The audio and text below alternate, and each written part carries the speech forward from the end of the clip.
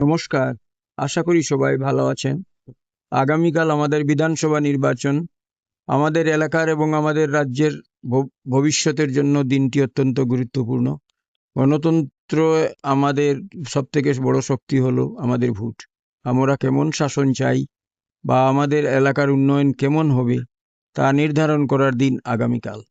অনেক সময় আমরা ভাবি যে আমার একটা ভোটে কি হবে, কিন্তু মনে রাখবেন ফুটো ফুটো জলেই সাগর তৈরি হয়। আপনার একটি মূল্যবান ভোট পারে সঠিক প্রতিনিধি বেছে নিতে।